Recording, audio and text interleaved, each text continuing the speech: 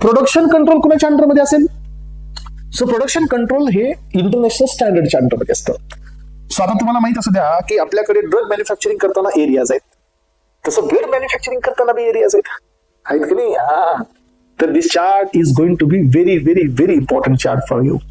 आणि हा चार्ट काही जणांना लक्षात आला नसेल, पण मी सांगतो हा काय. हे बघा फ्रेंड्स, की तुम्हाला प्रोडक्शन करत असताना सो अशा रूम मध्ये तुम्हाला प्रोडक्शन करायचं जिथं व्हायरल इनऍक्टिव्हेशन करण्यात आलेलं आहे. व्हायरल इनऍक्टिव्हेशन म्हणजे काय? की जिथं व्हायरल म्हणजे कुठल्याही प्रकारचा लिव्हिंग हा ऍक्टिव्हेट नाही आहे.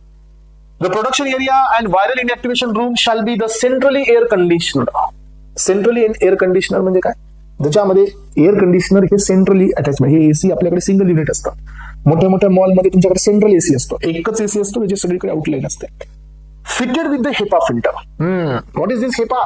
HEPA stand for high efficiency air particulate system, ज्याची इफिशियन्सी 0.3 मायक्रोमीटर साईजची असते, म्हणजे पार्टिकल साईज, आणि इफिशियन्सी असते 99.97%.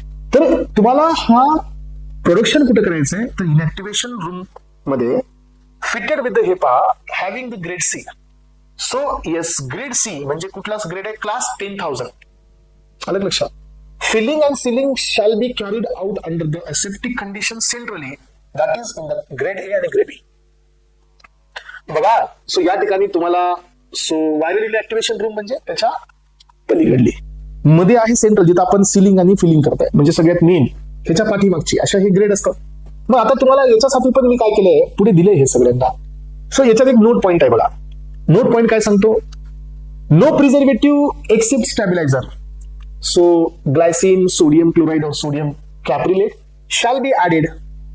So albumin, plasma protein, intravenous immunoglobulins or the coagulation factor concentrate without prior approval from the licensing authority. तुम्हाला तुमच्या मनाने कुठलंच प्रिझर्वेटिव्ह टाकण्याची अनुमती नाही, जोपर्यंत तुम्हाला अथॉरिटी ही परमिशन देत नाही. So the licensing shall ensure the said stabiliser do not have the deleterious effect on the final product. मग आता ज्यांनी हे अप्रुव्हल दिलं त्यांनी हे इन्शुअर करून देणार की याचा इम्पॅक्ट आपल्या प्रोडक्टवरती नाही.